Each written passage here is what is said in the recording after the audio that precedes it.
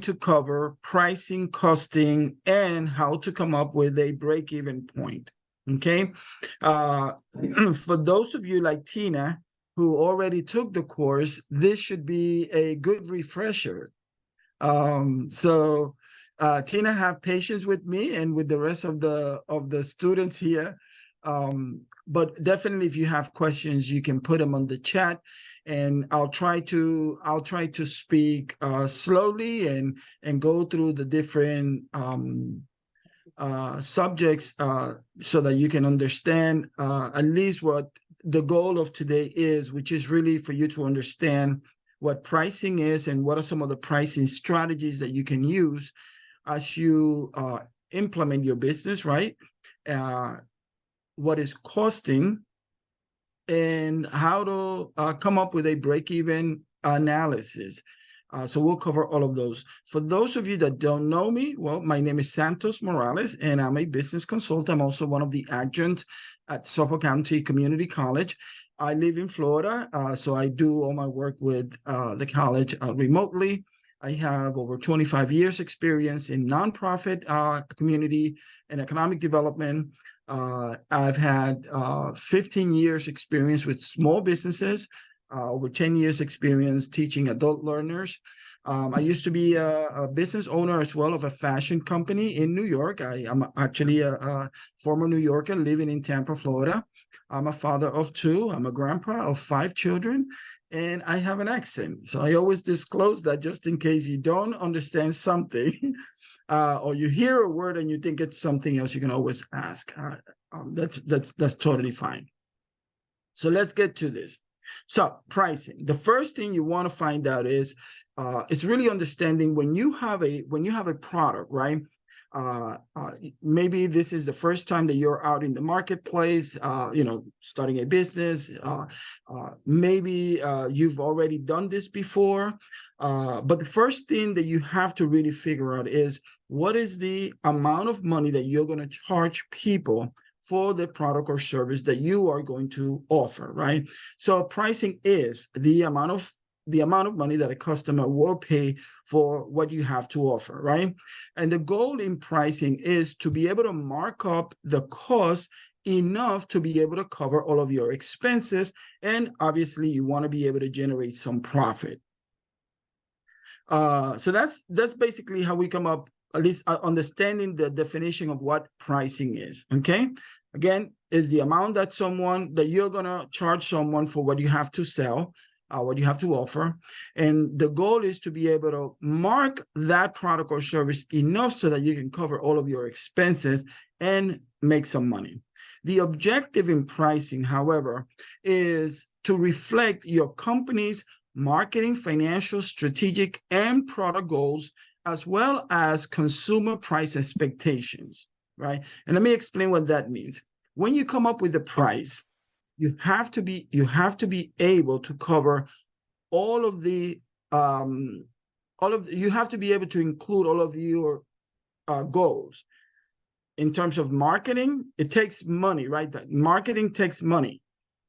In terms of financial, like what do you want to keep for yourself, right? And then in terms of strategic, it has to be like, what is the short and long-term process of your business? So your pricing should reflect those strategies or those goals, okay? And then of course it has to meet the customer's expectation. In other words, you cannot charge, let's say we have this device, right?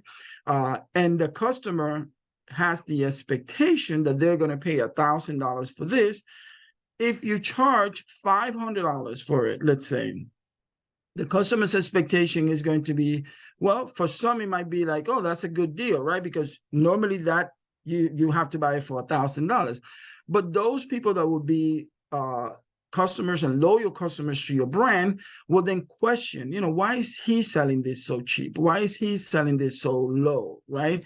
So you want to be able to meet the customer's expectation in terms of where the customer thinks that particular product fits in the market. And this has to do with consumer, right, expectation. So what a person thinks that a product or service is value. And also, what is the value to them? So there's that expectation as well. So say, okay, this is worth $1,000, right? But for me, it's worth more, right? Because it connects me. So you can think of this as like people that drive sports vehicle, right? And expensive cars. So the expectation is that they know that they're going to pay a hefty price for a vehicle that is sport, and that is the like maybe a type of vehicle that not everybody has, right? So they already know that it's going to be high in terms of price. It's not going to be accessible to everybody. But the other side of that has to do with the value that that particular product provides the customer in terms of, does it make me feel good? Does it increase my morale? Does it set me aside from other people? Like, how do I feel psychologically, right? So the consumer has that expectation as well. So when you come up with pricing, you should be able to cover all of your marketing, financial, strategic goals, but you should also be able to meet the consumer demand and the consumer, well, not the demand, the consumer expectation, okay? That's the main objective. So knowing the difference between cost and value can increase profitability. So the cost of your product or service is the amount that you spend to produce it, right? The price is your financial reward for providing that product or service. However, the value is what your customer believes that product or service is worth to them. Okay, just what I said a few seconds ago. So pricing is one of the most important decisions that you as a business owner can make, right? Because it represents your business assessment of the value customers see in the product and what they're willing to pay for it. And so there are things, obviously, when you think about price, again, if this is your first time go around, you want to pay attention to what are the things that influence. If you've had some experience already as an entrepreneur and you've already been in business before, so you should be able to capture on some of these influences ahead of time, right? So that you can then create your strategy and be very focused on what you want. So pricing is influenced by one, the sensitivity in the markets, right? So changes in consumer demand as price, changes in consumer demand as price changes, like the quality of service, the uniqueness, those things can influence sensitivity. The level of demand. So how great is the demand in the market space, right? The higher the demand for your product, the higher you can price for your product or service. And we have a pretty good example that when you look at cell phones, right? So Apple, their operating system, iOS, is exclusive to them, which means that those consumers that want to buy into the Apple experience can only get it through Apple.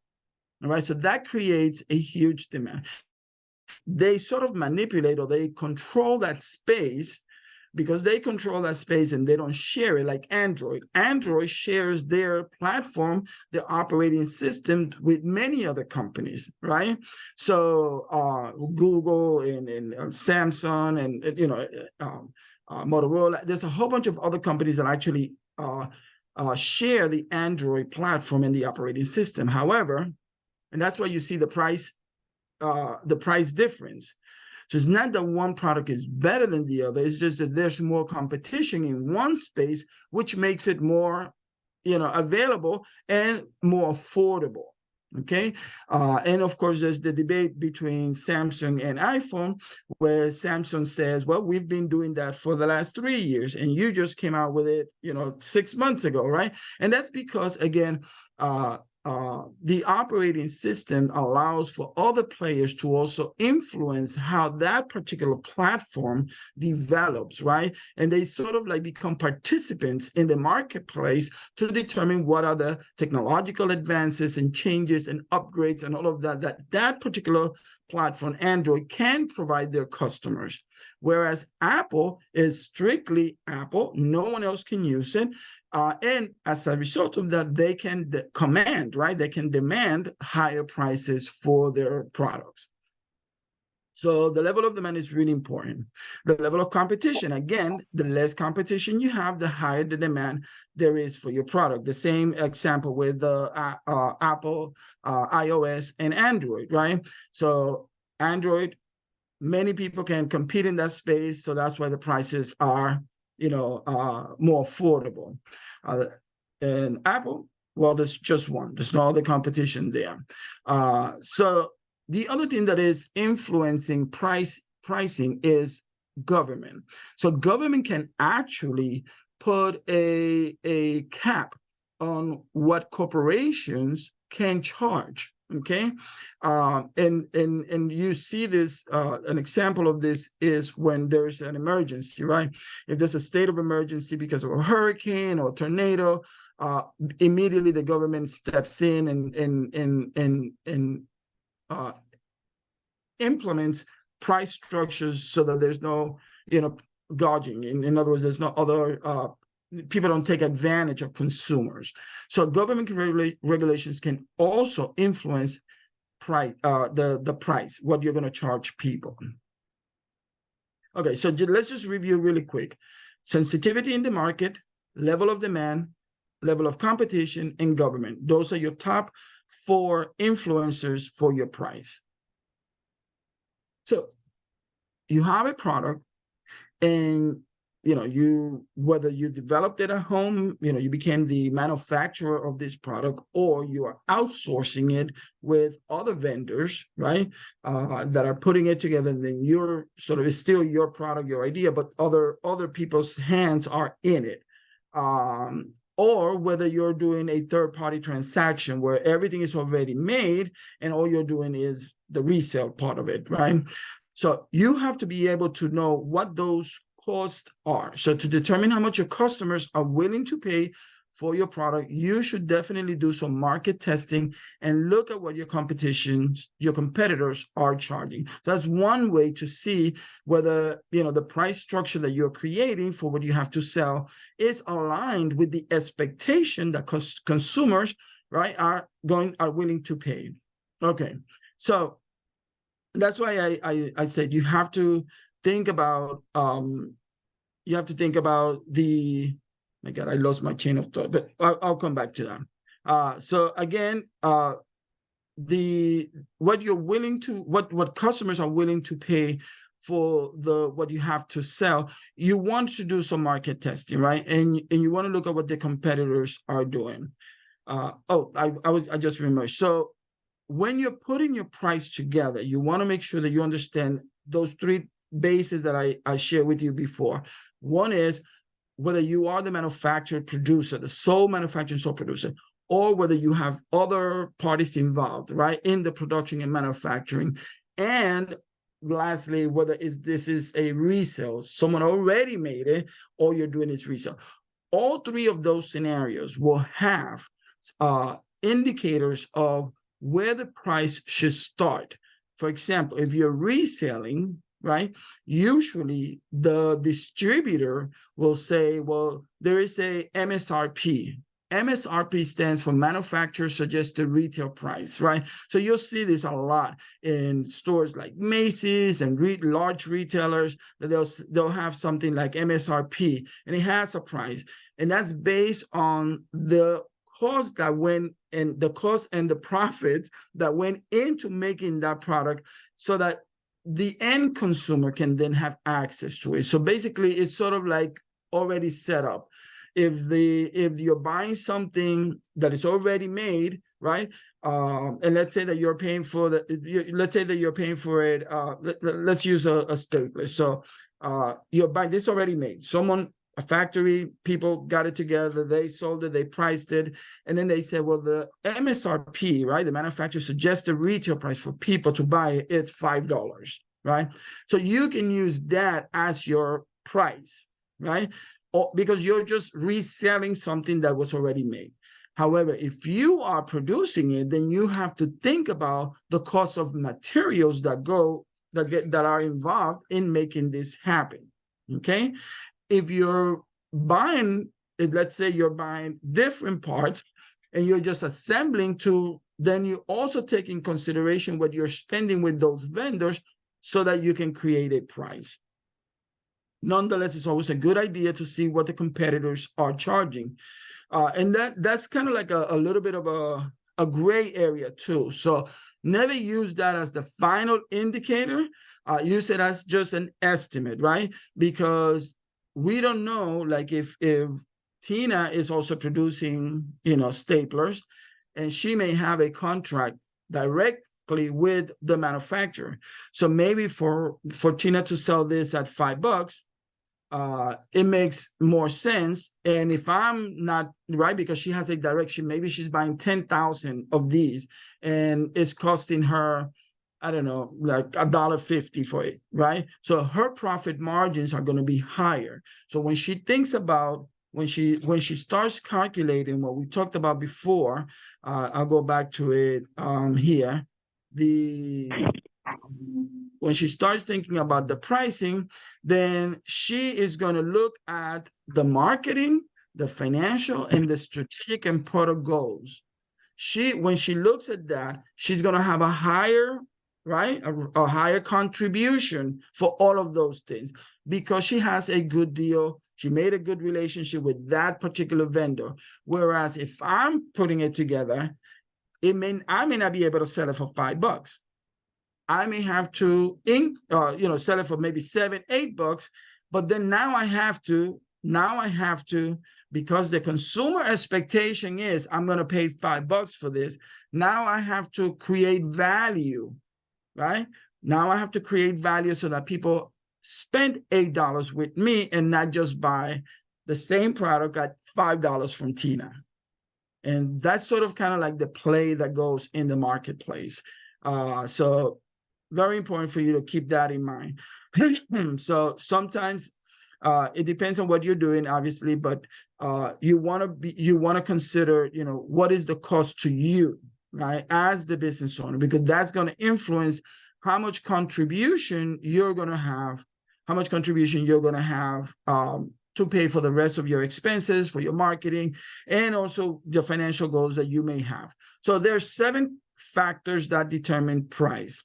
One is the cost of production, and there are 2 types of cost of production, right? So you have fixed cost, like rent and salaries, and you have variable costs, like materials and labor.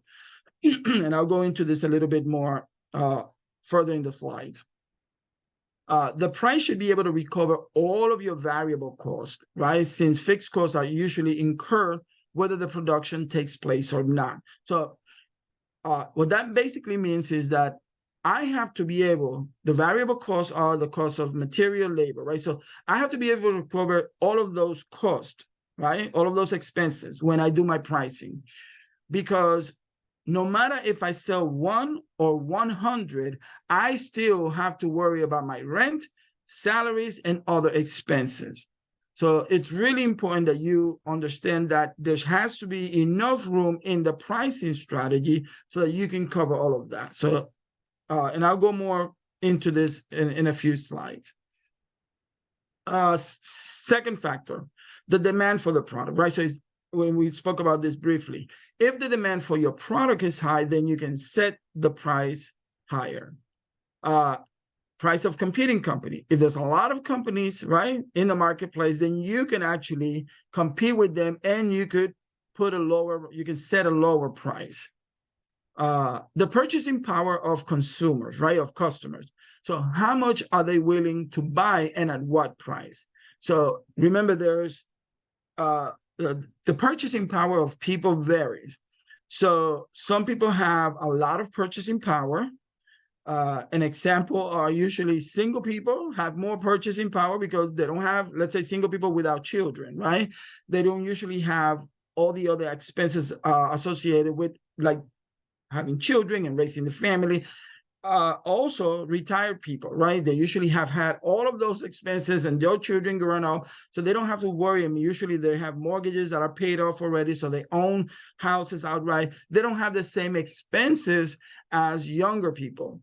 And so they will have more, right, purchasing power. They will have more disposable income at their fingertips. So the purchasing power of customers is another factor. Of course, government regulation is another factor. And of course, the objective that you are setting out for your profit margins, which is really important. And the type of marketing methods that you use, that's another factor in determining the price. So if Tina can sell this stapler for $5, right? But she decides, you know what? I'm going to hire Santos to do it, and I'm going to give Santos 15% of all my sales, right? For everything that he sells, I'm going to give him 15%. Now, that's part of your marketing, right? Because sales is tied to marketing.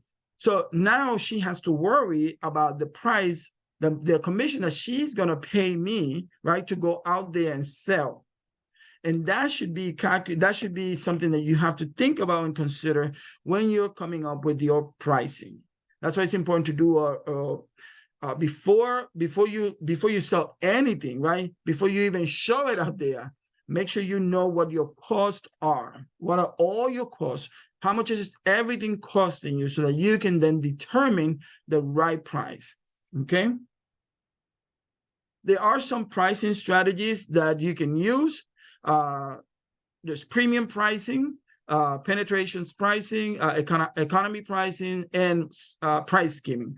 These are just 4 of a dozen more different types of strategies that you can use, but these are sort of like the basic that most companies use, and you are probably very familiar with these yourself. So I'll go over this. So a premium pricing strategy basically is whether you have a high price, defining the criteria. In other words, the company, you have a strong competitive advantage over others. So if Tina, I'm sorry, I'm using you as an example because I know you, at least I'm familiar with you. That's okay. Okay, so if Tina, right, if Tina is able, like she has all these connections, she has all these manufacturing, contacts and partners in place, she's able to sell this for lower and not hurt her bottom line. So she can either, depending on her strategy, she can either go high, or she can go on the middle, or she can go even lower. So again, high price is the defining criteria for premium. So premium, for example, if you look at an example of, let's say, a shirt that is bought at Walmart versus a shirt that is bought at Bloomingdale's or Burdines, or Bergdorf Goodman, which is extremely high, right, in terms of price. All 3 of those stores, right? So let's say the Walmart, the Bloomingdale, and the Bergdorf Goodman, all 3 of them are selling, let's say, the same product. It's a shirt, but each of them will have different fabrics, different financial goals in terms of how much they want to make and what are the things that they need to pay for their business. They have different relationships with those vendors. They're able to buy in larger quantity, or they're able to buy in exclusive amounts, right? So it's not something that, for example, if you go to a Walmart, you may see, anybody in the United States who has access to a Walmart will be able to buy the same ticket, the same item. Only places where there's a Bloomingdale's, for example, not everywhere, right? People are going to be able to buy that particular blouse, but only selected places, 1 or 2 in the United States, maybe a handful, there's Bergdorf Goodman. And that's more of an exclusive, so there's less people. So you won't see other people around you wearing the same item unless you're in the same space, right? So you'll be able to set your price based on, those resources, those alignment, those partners that you have, so that in how that product is made. Okay, you have also the penetration, and because of that, you can charge more. There's the penetration strategy, which is basically where you are setting your price low so that you can gain market share. So we'll just do this at $3, starting introductory price, right? And Tina is gonna go and put all her advertising, get it now while it's hot, $3, right? And everybody's gonna be like, well, that costs $5. I better jump on it, right? But then once she has, her foot in the door and people like her product and they're coming back to buy more, then she can increase the price to the regular amount that she intended that product to sell. And many companies do this, by the way, is the cable companies of the world, streaming companies online. They'll give you something like an introductory price of $25 for the first 6 months, and then after that is $50, or $50 for the first year, and then after that $150, right? So it's sort of like doubles or triples depending, but they get you in a contract so that you can continue to spend your money with them. They bring you in at a low price, but then after the strategy is over, then you start paying regular prices. Economy prices is the price is set and stays usually low. And these are the Walmarts of the world, the Targets of the world, where the price is usually the same or very similar, and they're appealing to mass market. Skimming is a strategy that sets a high price until the competition gains share. So let's say that Tina comes up with this fabulous stapler that has all of these other functions, right? It's not just a regular stapler. Let's say that she's able to put a certain value, right, in a proposition to the product that makes the product more expensive. So instead of paying $5 for a regular stapler, now the stapler has the ability to like tell you the time and all of these other things, right? And she goes and puts it at $10, right? So people will say, wow, that's expensive, but it can tell the time. So I'm willing to pay for that. Competitors will not be able to start doing that right away. It'll take them time before all of us catch up to what Tina just did, which is put a clock on the stapler, right? And for when she came out with it, it was like, oh, well, this is great, right? But everybody else begins to sort of jump in. And then as the competition begins to create the same type of product, then Tina begins to lower her price, because obviously they're going to start making it for lower and Tina doesn't want to miss out. So that's where the skimming strategy is. So I want to stop here just to take a couple of questions. If there are any questions.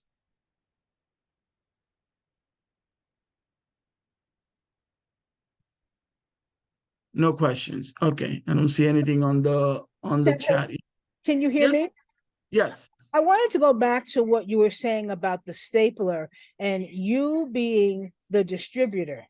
You mentioned that I would be concerned once I made you the distributor. And what I'm wanting to know is, why would that concern me if I'm already giving you a good price? I'm letting you buy quantity. Why would I need to be concerned about what you're going to be doing with that stapler?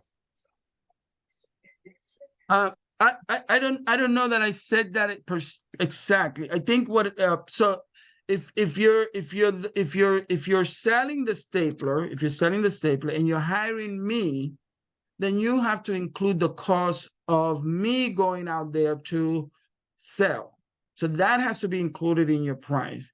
If you are creating a product and it's a unique product, right? It's sort of like new, right, in the market, and you're the sole distributor of that, there comes a time in the market where other companies may not be able to do the same exact product, but they can mimic, right? They can change one little thing and boom, they have a different product.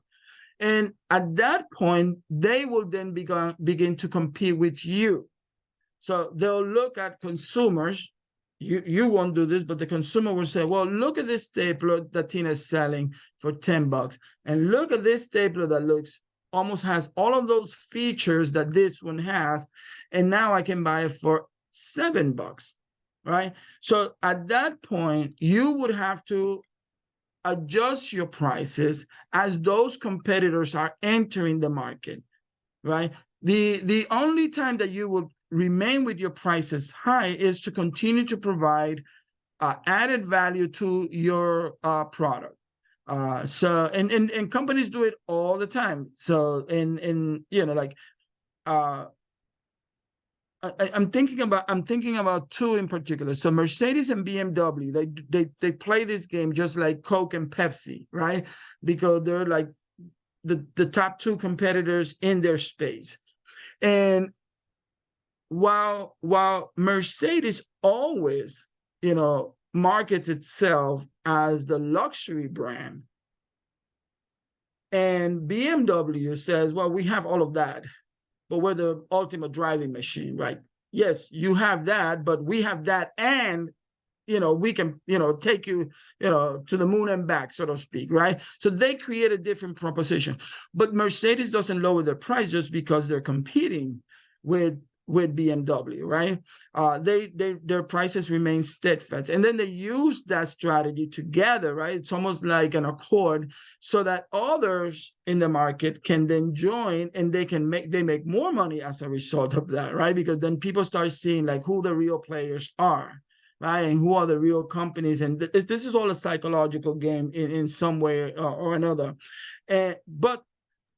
But they do worry. They do worry because they lose space. Right now, for example, Tesla is the most known electric vehicle company. They were not the first electric vehicle company, but they're the most well-known. And they also have a spokesperson that is, like a celebrity, Elon Musk, right? He's like a celebrity. He's an entrepreneur, and he goes out there and he is not afraid to open his mouth and say whatever he needs to say. He is a person that is in constant conflict with other people, but he's the brand. He goes out there and represents his company. That makes his company, right, valuable, because people not only know that this is the person that represents the company, this is the person that has, like, he's the richest person in the world, but he also has sort of like some control over the market, because he has invested a lot of money in that space. So that's one of the reasons why Tesla is so, and he has a great product. He has a really good product, right? And he appeals to people, about the environment and eco-friendly, and, not using fossil fuel. So, I mean, that's a real thing. He has a good product, and he knows how to market it. He knows how to go out there and shake everyone in that space. But he's not the only one. He's not the only one. Recently, Tesla announced a vehicle, a $30,000 vehicle, electric vehicle. And the price may even go a little lower. Why? Because he wants to make it more available to the consumer. Yes, that's one truth. The other truth is that there are more companies gaining momentum in the same space. There's other companies that are competing. Ford has said that they will try to eliminate gas, cars that use gas by, 20 years from now, or something like that. So 20 years goes like this. So Elon Musk sees the competition, and he sees that the space is getting wider, right?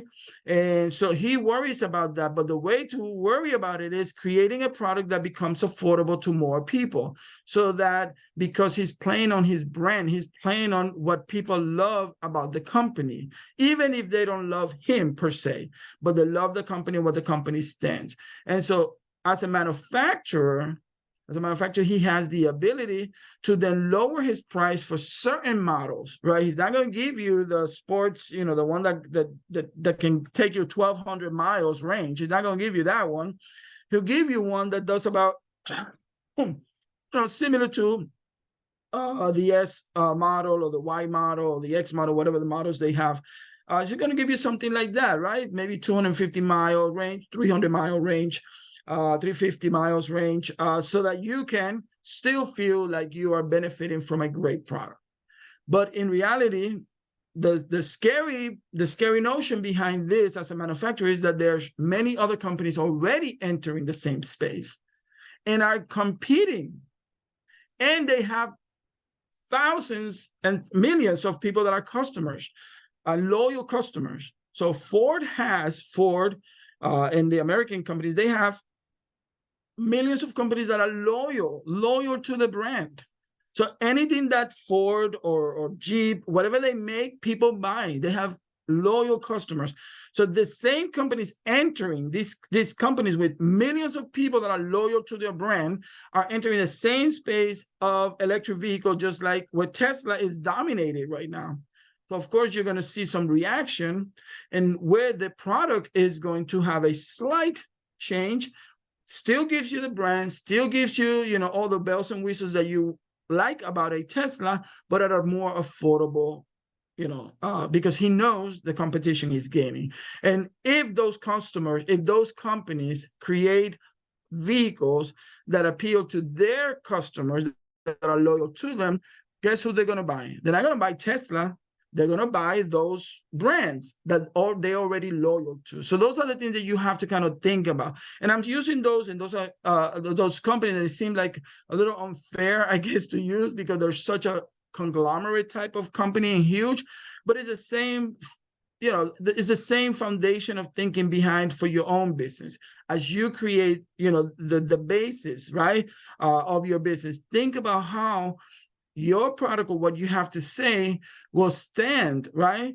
The truth of time with customers, in terms of quality, in terms of the demand, in terms of the market share. Think about all of that. Think about the competitors. And then you have to take in consideration what changes you're going to make, just like Elon is doing with his company. So we talked about the pricing strategies. So the other thing we want to know is costing, right? So costing is an expense of the business. It's just directly related, right, to the production of something. So if you're providing a service, you may not have a production cost. You have a variable, right, cost. You have direct costs, direct costs are attributed to the production, like labor, raw materials, shipping, fuel, equipment, all of these things that are related directly to the production of Tina's staplers, right? Those are all direct costs. However, if you are buying this, let's say that Tina becomes also a distributor. Tina produces these. She has an MSRP, and then any one of us have a company and, we want to sell the same thing. We can buy from Tina, right? Tina can become a distributor. And then Tina will then have to come up with a cost price for this while she still makes profit, right? And then it has to be a price that we can also afford, because we as retailers, right, we're going to resell this. We're going to maybe double the price. If we come to Tina and say, well, Tina, you're the expert making all of these staplers, right? You have all of these models, we want to buy from you, kind of like what is called a private label, right? So we want to be the same, but under our company name, we'll make a deal with you. We're going to buy, 1 million of this a year, blah, blah, blah. And Tina gives us a good deal on that, right? So now let's say that we're able to buy this from Tina for about $3. Now we, as a retailer, can sell it for $6, right? We just double the price, or whatever formula we use. Oftentimes is, people double the price, but there's more to that.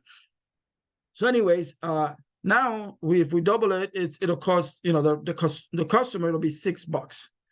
Tina can still sell it directly to the customer for $5 because she controls the production. She controls the materials, right, that are being used. Excuse me. So direct costs are those associated with the production. Tina, in the example that I'm using, as the manufacturer and distributor, right, of that product, Tina will have to worry about direct costs. However, if I were to buy from Tina, the distributor, I don't have to worry about direct cost, because she already did. What I'm buying from Tina is the final product, which now I have to sell at retail. Okay, so that's one thing to keep in mind. Some people will have direct costs, some people will not have direct costs. Most direct costs are variable, meaning that they fluctuate, right? And the cost of production usually fluctuates based on the units that you make. So if Tina is able to sell these for $3 as a distributor, that means that she's probably making these for either $1.50, right? It's costing her with everything included, the profit margin about $1.50. So she has a little bit more control over that. And if she would, let's say, in order for her to sell it at that price, she has to make, let's say, 2 million staplers a year. The moment the production, the factory goes into 3 million a year, then that means that the price of the product will now fall, right? Because then they can make more within the same time frame. Okay. Taking in consideration labor costs, and all of those other expenses that are attributed to direct costs of production. But it still will be less, because usually the more you make, the lower the price is going to be. Excuse me. So let's see. That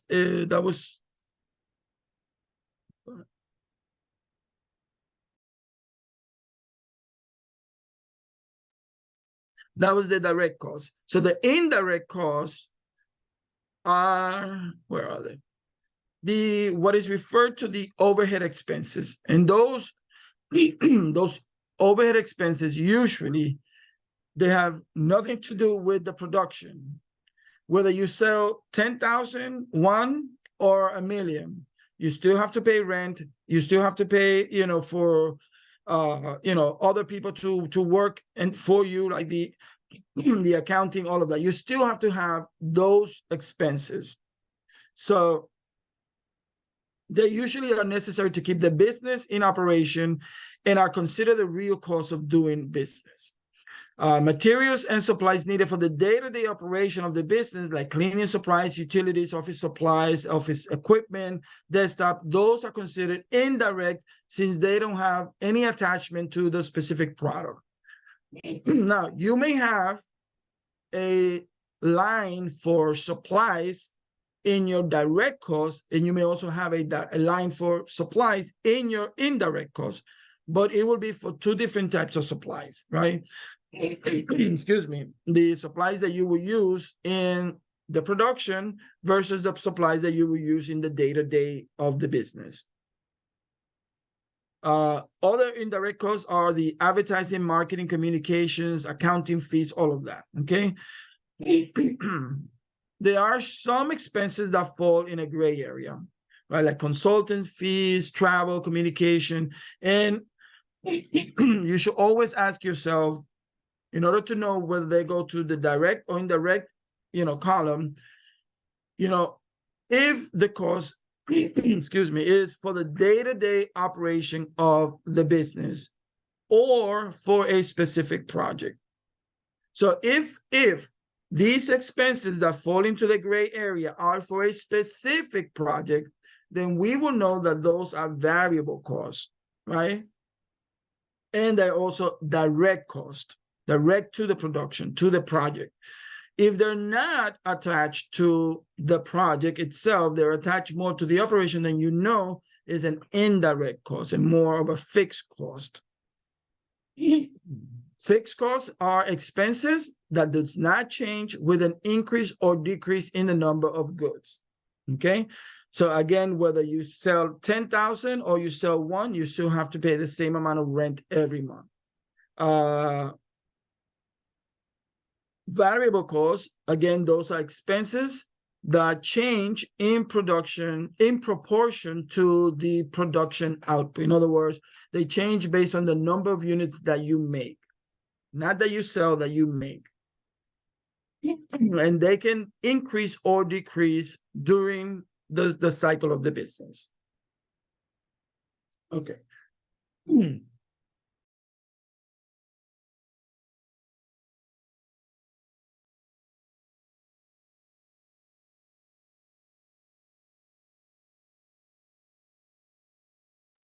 thought I had a bottle of water here, so I didn't have one. So total cost, moving on, total cost include your fixed and your variable. Okay, that's everything. And the total cost is the determining factor of your company's profit.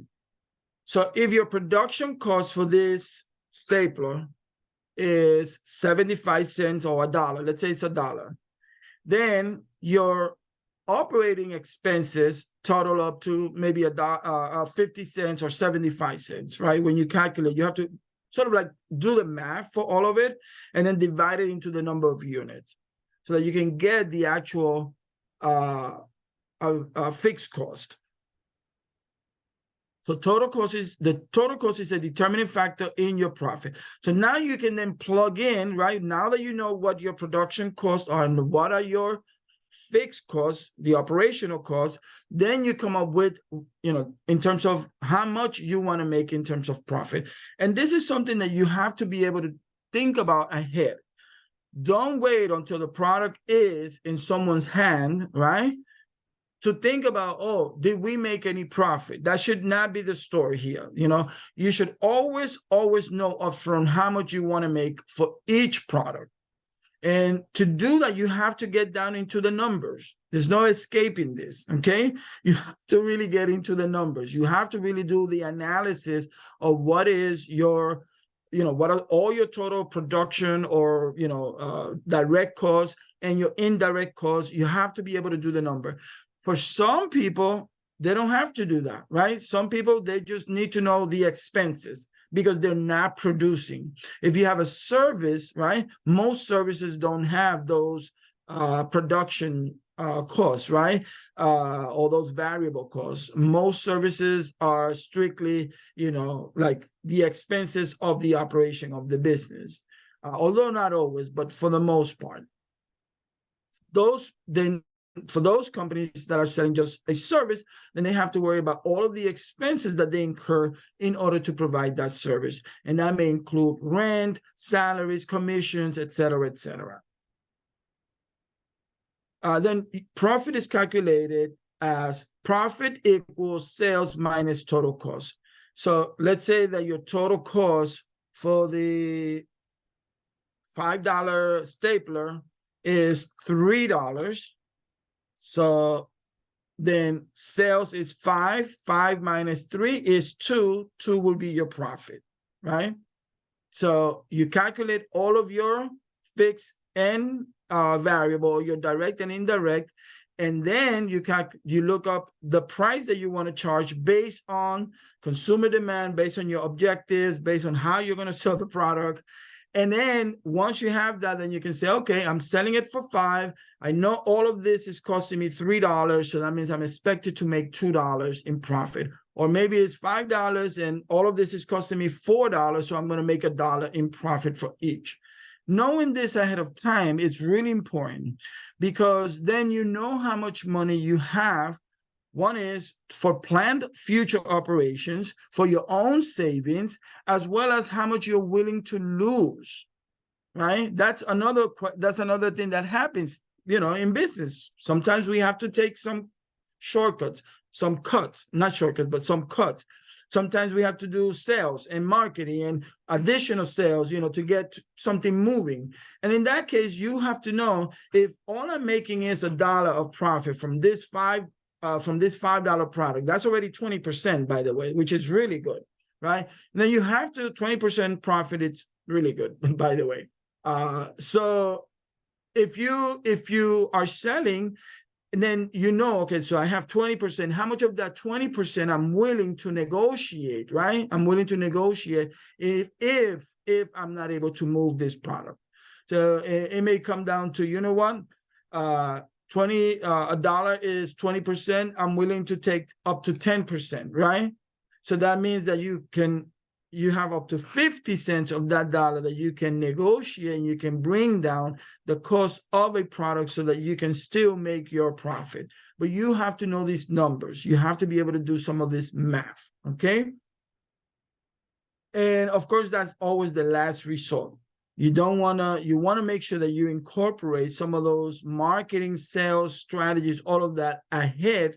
But it will be in some companies inevitable to take a cut on some of their own, right, earnings at some point. Not always, and it's not like the rule of thumb, but it will happen in some cases. The idea is that at least you know, right? At least you know what you're willing to sort of like gamble, to sort of lose, to sort of put out in that negotiation table with the customer, whether they're, direct consumers or other businesses. Profit is the financial benefit that is realized when the amount of revenue gained from a business activity exceeds the expenses, the costs, and the taxes. Because don't forget, we have to pay Uncle Sam their share of taxes. So that's a profit, right? Whatever is left over after all of the other things have been paid, including taxes. A profit that is gained goes to the business owners who may or may not decide to spend it on the business. And this is something that I usually take a pause, because entrepreneurs tend to make money and then they put everything back into the business. And I'm here to tell you, you don't have to do that, right? You could set aside a percentage of your profit, right? A percentage of your profit to go into a savings account for the business for rainy days, or you can, and a portion of that can go directly into you as the owner, right? Part of your gain, your share of the company. Or if you have employees, you can also share some of that, which is what a lot of companies do with profit sharing, 401ks, etc., right? So they usually do a profit sharing or match. So you can do those things, but you don't have to take all of the money that you make and put it back into the business. Now, that sounds like easier said than done, and it does, right? Because at the beginning, you're gonna have to, hustle. You're gonna have to sell. You're gonna have to invest. They say it takes money. It takes money to make money, right? So you will at some point, whether it's at the beginning or in the 6 months or first year of your business, you may feel compelled to just put everything back into the business. But I'm letting you know, you don't have to do that. You can always take a portion of that and set it aside, okay? Set it aside in a bank account for the business, or set it aside as part of your own financial gain, okay? At the beginning of the business, you may feel like you have to do that all the time. And it's okay if you do. I'm just saying that it's not, it's not like that you must take everything that you make and put it back into the business. If you need to, because there's nothing else, then of course you're going to do it, right? If there's no other money and we made, $1,000 and we need that $1,000, yes, we're going to make a good financial decision and take that and make sure that we invest it back into the business. But if the business does not require that additional investment, then you should take some of that into a savings, and also for share of your, for yourself and for those people that work with you. And the only reason why I put emphasis on this is because I have seen a lot of entrepreneurs burnt out. I've been doing this for over 20 years. I've seen a lot of entrepreneurs, and I myself was a victim of that when I used to have a business, where you're just taking everything and putting it back, and you get burnt out, and then you don't want to be broke, right? Like the last thing you want to do is, be an entrepreneur and be broke. No, you want to have something to fall back on.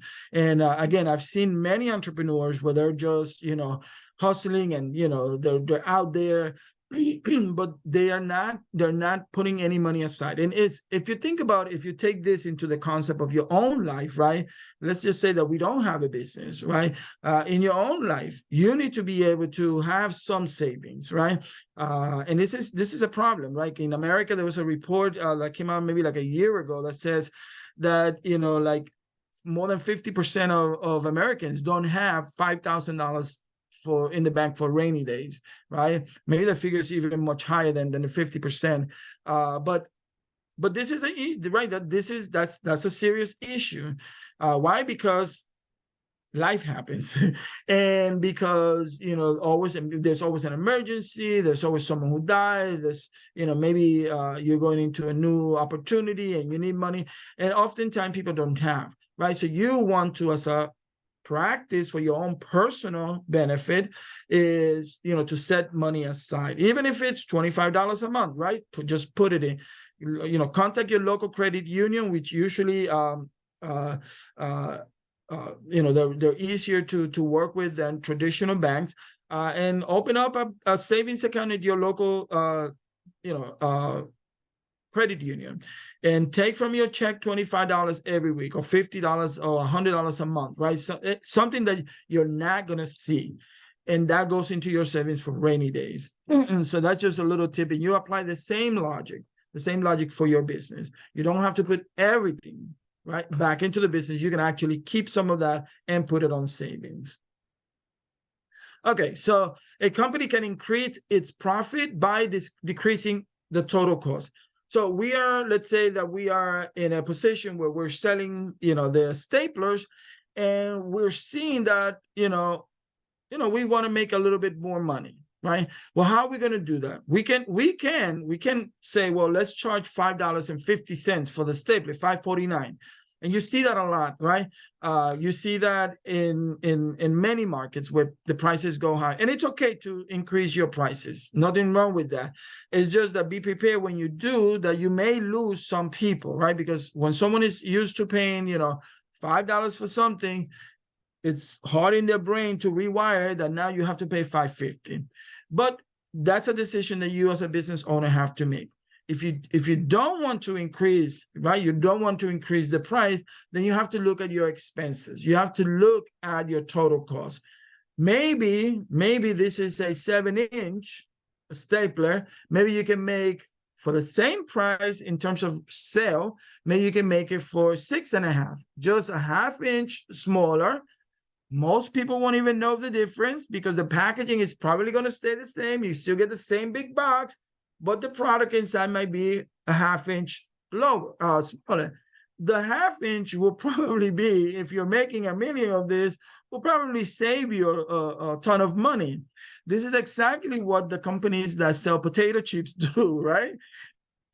They give you this big bag. The bag didn't change, but the content in it suddenly is less than what you were getting, right?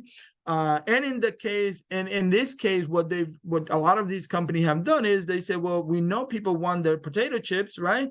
So we're just going to offer jumbo size.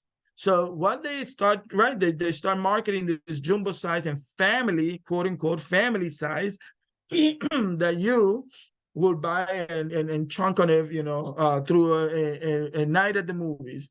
So, but this is the same concept. You can decrease the production cost, right? And that'll basically, when you do the numbers, if it was a 7-inch stapler and the 7-inch stapler in terms of materials was $1, if you make it 6.5 inches, then maybe is 75 cents, the savings of 25 cents. That 25 cents adds up when you start selling in large, right? In bulk, right? And so all of a sudden you may not have, right? You may not have to increase the price because that 25 cents goes to who? You. The idea was, how do I increase my profit? How do I keep more? So there are ways of keeping more, but you have to sort of like be creative, right? With the product, with the packaging, with how you're presenting the product, which a lot of the chips company and the cookies companies, crackers, cookies, even cheeses, they do this, now, well, by the ounce. So you want the pound, it costs you this, but the ounce, you only got 4 ounces, right? Or 2 ounces. So they charge more. And the idea is that in your head, you're saying, well, yeah, I'm paying more, or I'm getting some value, some trade for it. But it may be the same thing at the end or less that you're getting. It's just how the companies advertise and market, and everybody is blinded by words, right? So, and colors. So as long as it's attractive and the words are the right words, people buy into it. So since fixed costs are more challenging to bring down, businesses usually try to reduce the variable cost. So again, we're not going to be able to get the rent lower, right? Because we have a contract, we have a lease, right? We may not be able to tell Santos, you know what, Santos, I used to pay you at $27 an hour. Now I have to pay you at 25 because I want to keep more money, right? You can't do that, right? That's going to be hard. You may have to get rid of Santos and bring someone else at less money for that. And if you have a good person you don't want to lose, you obviously don't want to touch their salary. But there are things that you can bring down, which are your supplies and the materials that you use to make this from 7 to 6.5, etc. Do you get the idea? Okay. So again, you can increase your profit by decreasing your total cost. Some costs are harder than others to bring down, but usually when you decrease costs in people's head, well, no, in most cases, decreasing costs usually means decreasing the variable costs. Okay. Now, cutting costs should not affect the product or service quality. So that's something that people will notice right away. Believe it or not, people will notice right away whether you have changed the quality of the product. Even the taste. If it doesn't taste, if it tastes slightly different than what they're used to, people will not buy it anymore. And they will say, this doesn't taste the same. They don't make them like they used to, right? You hear that all the time. They don't make it like it used to. It used to be so good, right? When we were growing up, most of us, if you're in the 50s age like me, or the 50 plus, I mean, so we used a lot more natural and organic ingredients, right? As when we were growing up. This whole thing of, all of these other chemicals that started, 30 years ago. And I have a little joke about this because my grandma, God bless her soul, one day I was visiting her in Puerto Rico, and I said, she offered me something, and I said no, because this has this type of chemical. And she said, well, what do you eat? She was curious. Well, I eat this and this. And I said, because it's organic. And she looked at me, she started laughing. She said, it's organic? It's organic the way we do it here. I don't use any chemicals. They're pulling your leg. You grew up with this stuff. You grew up with the organics. And well, to her point, she was right. So a lot of it has to do with, how things are marketed. But to make the point back, it's, that if the quality is affected, and I was saying this because, 30 years ago, the taste and the product were different. It was different. There wasn't all these chemicals. Nowadays, everybody's gotten used to a different palate, so to speak. So once you change that, people will notice. And that's one of the things that you have to be very, very careful. The quality of what you are making cannot be affected, because you will lose people. So if this brings us to what is called the contribution margin. Contribution margin is basically the money that you're going to have available, right? That you're going to have available. It's also called the gross margin. The money you're going to have available after you've covered or you've paid for your variable, right? So when a company reduces its variable cost, it increases its gross profit margin, or what is known as the contribution margin. Contribution margin helps determine the profitability of a company's individual product, and it's calculated as the product's sales price minus the total variable cost per unit. Okay, so let's say that the total sales price is $5. And we know that the variable cost is let's say $1.50. Then we have $3.50 left. That's going to be $3.50 is going to be our gross profit margin or contribution margin. So the $3.50, remember the sales price is $5. Our variable costs are $1.50. That leaves us with $3.50. So the $3.50 is your contribution to pay for everything else. including your profit, okay? Fixed costs are usually not considered when you calculate your contribution margin because that's what you're going to use to pay for the fixed cost, okay? So why is this important? We use contribution to make pricing decisions, okay? So what happens is, I'll go into another example here. So if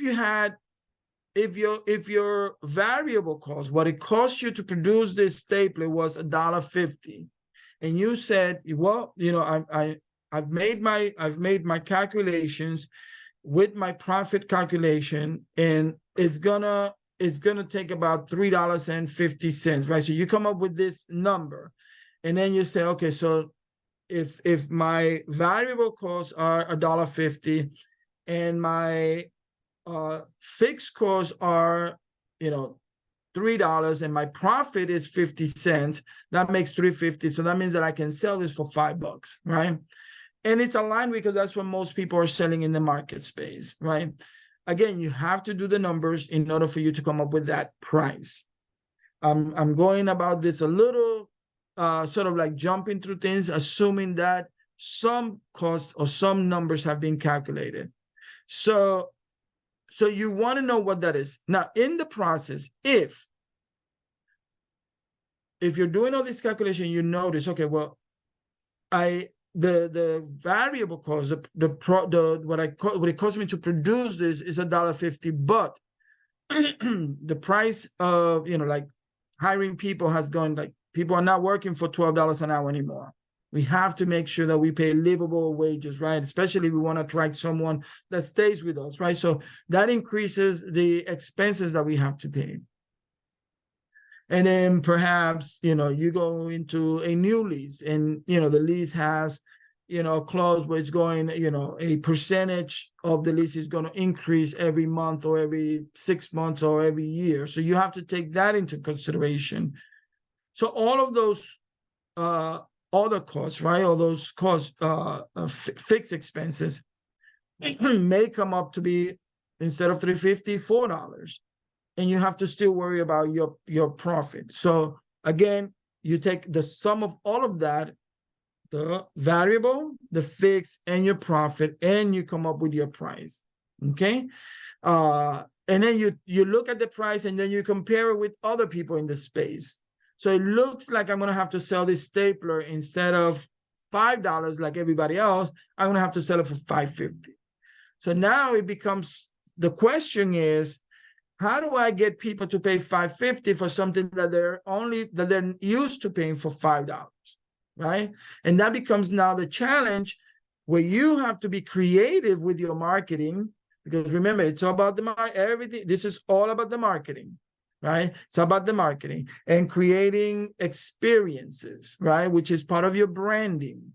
So now you have to create, you know, experiences and be very creative with your marketing so that you can attract people that are paying $5 for a product to pay you $5.50 for it.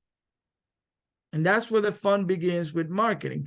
And then it's also how you establish yourself in the marketplace, because you can very well say, well, I'm not like Santos. You know, you may be buying that stapler from Santos for $5, but you know, Santos doesn't have the best reputation in town. You know, he's, you know, doing business with these people that are questionable.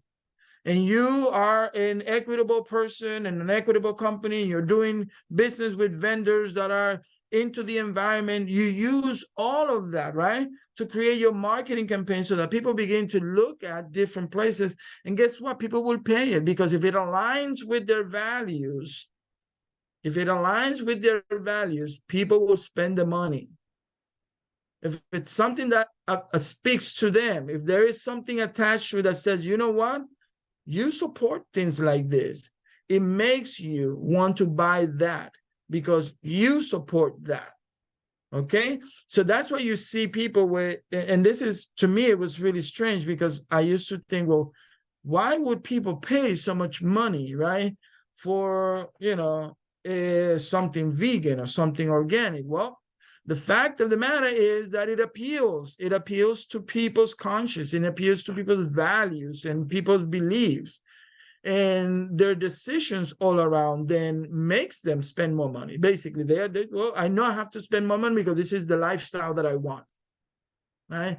And when you are able to align yourself with that, then you won't have any problem selling your product or service, okay? And even if it's higher than the competition.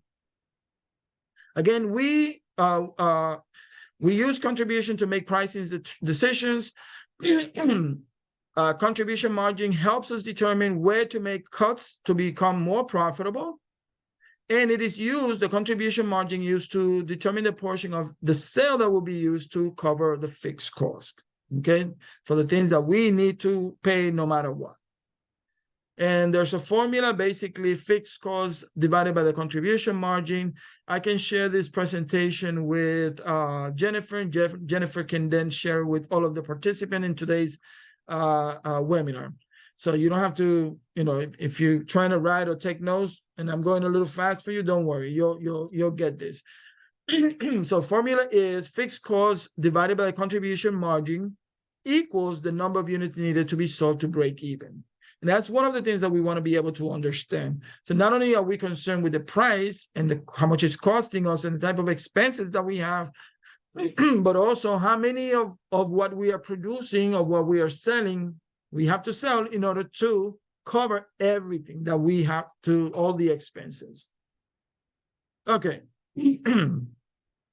So a break-even is a way to identify the minimum level of sales in units and dollars that are required to cover all of your budgeted expenses. In other words, your business break-even point is the volume of sales in which your revenues are and expenses are equal. So you reach break-even when your expenses, all of them, right, are, let's say, $5,000 and all your sales are $5,000.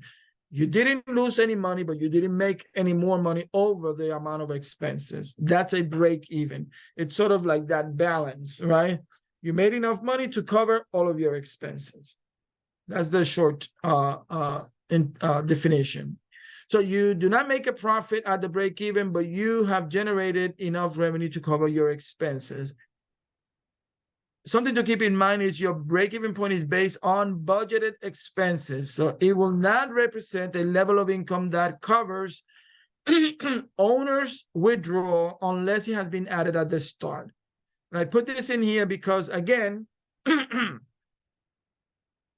we're not talking about profit, okay? We're not talking about profit. And also, if you are investing in the company as the investor, the main investor of the business, you want to be able to get some of that investment back within a due time, right? And so if you're going to get it back, you have to put it in your budget. Okay, you have to be able to budget that in so that you can have all of the right amounts that you need to make all of your estimates. We're going to go into this a little bit more in depth. So let's say that you are selling tote bags and your competitor sells similar bags between $8 and $11, right? You decide to price your tote bags at $10 each. So you need to now calculate how many bags it will take to pay for all of your fixed and your variable expenses and to break even. And then I'm giving you here a list of expenses. And this is, again, I just made this up. This is a business. These are the expenses of the business. This is not typical of a business and all their expenses. This is just a very short version. In this case, we have raw materials at $3, rent at $800, hourly labor at $1 per bag, commission at 10% per bag or $1 per bag, telephone $100 a month, insurance $50 a month, shipping 50 cents per bag, bookkeeping $100 a month, and a loan payment for $300 a month. We want to do is we want to be able to list all of our expenses for the business, right? You want to list everything. In this case, I'm just giving you a short list, but you want to list everything. The next thing you want to do is you want to sort those that are variable and those that are fixed. Again, the variable are the ones that change, right? Like the production. The fixed are those that do not change, like your rent. So if we go back to the example, then we sort things into one column, all of your variable, and one column, all of your expenses. If you look at all of your variable, materials, labor, shipping, commission, that adds up to $5.50. If you look at all of your fixed expenses for the month, your rent, your telephone, your insurance, your bookkeeping, and your loan, that adds up to $1,350 a month, okay? So your contribution margin in this case is $4.50. Why? Because we know that the price is $10. That's what you have in your parentheses here. Price is $10. The variable is $5.50. So you take $10 minus $5.50, and that gives you $4.50. So now that's the $4.50 that we have from each bag that we sell at $10 to pay for all of the rest of the expenses for the month. Okay. And what we're going to do is we're going to take the $13.50, which is all your total expenses for the month, and divide it by $4.50 to see how many units we have to sell. So $13.50 divided by $4.50. Oh, I messed up. $13.50 divided by $4.50. Why did I do this? $13.50 divided by $4.50. And that gives us 300, right? So you take all of the expenses, you added them up, you know what the price is, you know what your variables are, and you know what your contribution margin is. And now you can figure out how many bags you need if this was your business. Okay, so here's the first column. I made 4 different examples for you, but the first column is the first one that I want you to focus on, because this is the tote bags.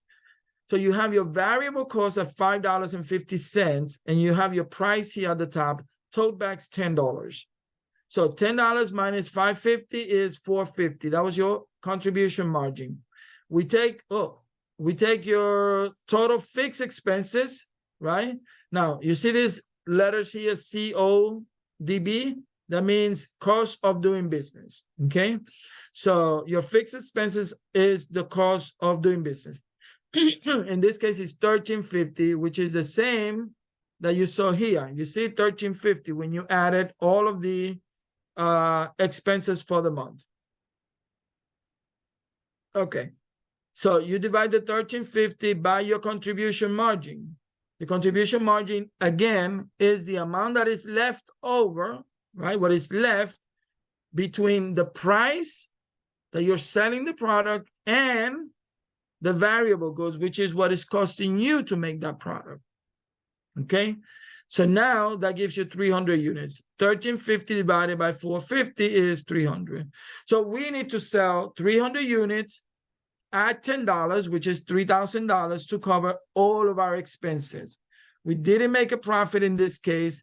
We only were able to get everything paid. In other words, all our expenses, right?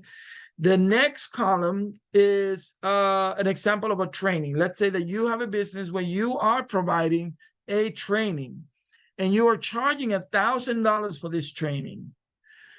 And your variable cost, even though most services don't have variable cost, in this particular, you have a particular training.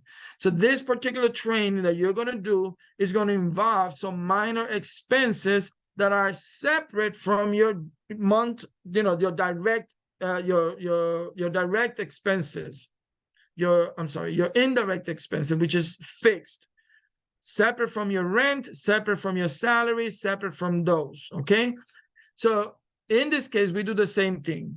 So $1,000 for the sales price. So I am doing a training. I charge $1,000. I have to put some things together and buy some things that cost me $150, which means that my contribution is $850. In other words, what I have left after the $1,000. Then I know that my Then I take my fixed expenses in terms of the cost of doing business, like my rent, my light, my loans, all of that, right? And that adds up to $29.50. If I'm going to have $850 as my contribution for each training that I perform, then that means I have to be able to sell at least 4 trainings.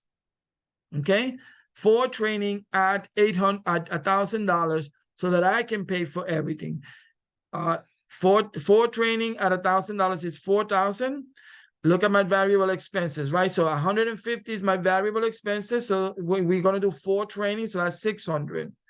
And we have our contribution margin, which is 850, and we're going to do 4 training, that's 3,400. So we take our break-even point will be the 600 and the 2950, and that gives us a total of, in this case, we made a little bit of profit. We made $450 in profit. But the bottom line is we calculated how many units we needed to sell to cover all of our expenses for the month. And that includes all of our variable as well as all of our fixed. Okay. And then I gave you another examples on vacation rentals and business consulting services.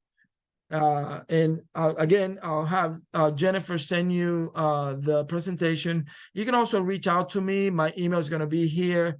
So you can reach out to me if you have any questions. So just to wrap up, because we are due of time, you want to make sure that your break-even point is realistic. So you want to ask yourself, can you sell enough units? Am I able to sell these 300 tote bags? Right, that's the number that I came up, right? 300 tote bags I have to, in order for me to cover all of my expenses. Can I sell that? And make enough money, right, to break even? If not, then what would I have to do? If I'm not able to sell 300 tote bags, then I have to make some adjustment. Where are those adjustments going to be? And then how do you make your break-even point more realistic? One way of doing it is increasing your price point, right? I can increase the price itself. Instead of $10, make it $11, right? So that's an extra $1. And I can also reduce some of my expenses. So that's the other end. I can either increase my price, right, or try to reduce my expenses. But these are really important questions for you to ask about, you know, whether what you're doing is realistic, right? No one can tell you other than you can answer that, right? I can say, well, you can sell 300. You might be able to sell 300 in one weekend. Right? You go to a market and you have 300 bags, they all go one weekend, right? But if you're not out there and if you're not, you know, you have to look at your capacity. What are you doing? How are you marketing, right? So you have to be able to ask the questions. Am I able to sell this many units? Now that I know that it's going to take X number of units for me to cover all of my expenses, you know, am I able to do that? And the other thing is you have to answer those questions, right? You have to answer because you have to be the one that, you know, confronts the situation of, you know, is this really a business that I can get myself involved, right? And make a living out of it. Because remember, the break-even point is just one part. We're not even, you know, making a profit. This is just, you know, and everybody that is starting a business, at the very least, should break even.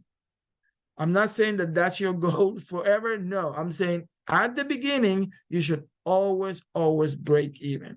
That means that you have to really ask these questions about, you know, are you being realistic about what you're doing? Very hard, right? And you have to be very honest with yourself, okay?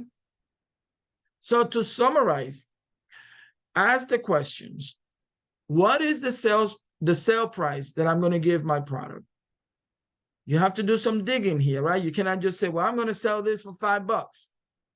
Questions, right? What questions come up? Are people going to pay $5 for this? Am I producing this so that I can sell and at a cost low enough that I can sell it at $5 and make a profit? You have to be able to answer those questions. So what is the sale price? The other question is, what is the cost of your product or service? You have to do the hard math. What if you're producing something? Again, If you're not producing it yourself, then don't worry about this. But if you're making it, right? If you have a lotion, if you have a cake, if you're catering, if you're making something, jewelry, whatever it is, if you're making it yourself, you have to look at the cost associated with your product. Okay. And then the other thing you have to be able to say is, what is your variable, right? What are those variable costs? Those costs that fluctuates, right? What is the contribution margin that you expect? So if you say, okay, I'm going to sell this for $10, it's going to cost me $4.50, then I know that my contribution margin is going to be $5.50. That's what I'm going to have left to pay for everything else. Again, asking the questions and being honest with yourself about your capacity is really important. Make a list of all of your monthly expenses, right? Include everything that your business is responsible for. Now, as I've said this in the class, so Tina is my witness, if you're running your business full-time and your personal life, you depend on this business for you to survive and pay your mortgage and your food and your car and all of that, then you have to be able to do two separate budgets. One is your personal budget, so that you can come up with the amount of money that you need to, right, generate from the business. And then you have to make the business budget, which is figuring out what are the expenses that you're going to incur as a result of running the business. So there's two budgets, okay? If you're doing this business part-time, you still have other sources of income to cover for your personal, right, life, then you just base your expenses on the you're going to base your expenses on the actual business expenses. In other words, you're going to use the numbers that are related only to the business expenses. And then the last question here is figuring out how many units you're going to have to sell.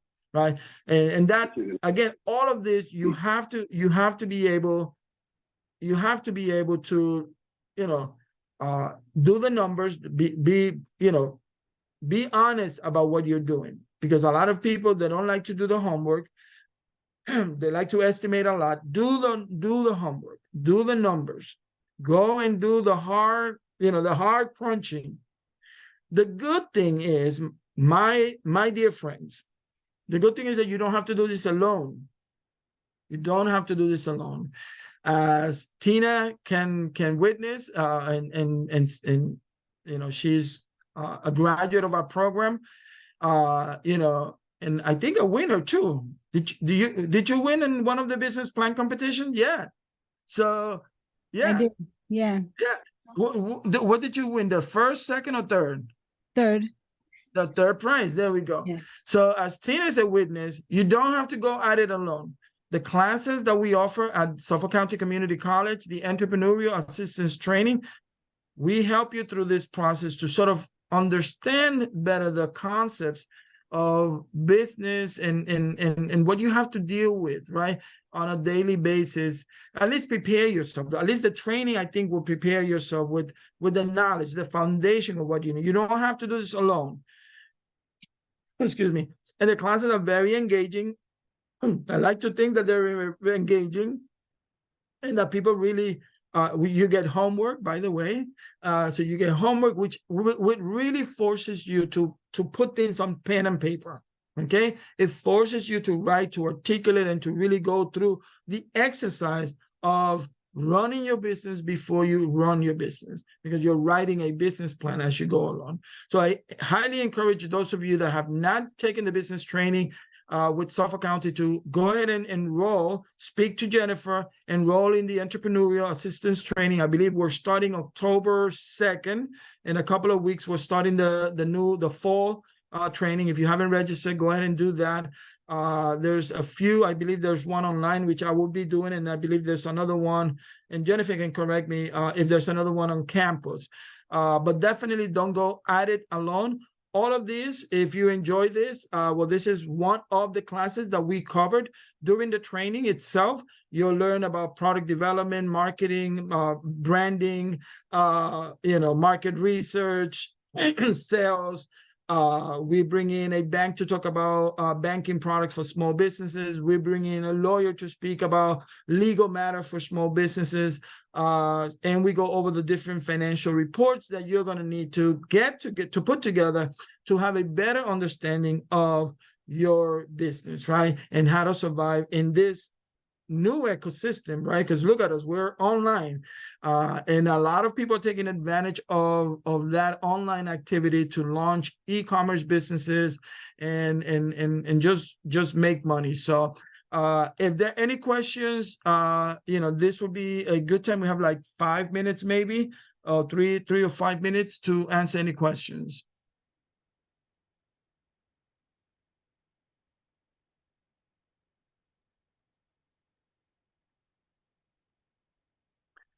No question. That's good.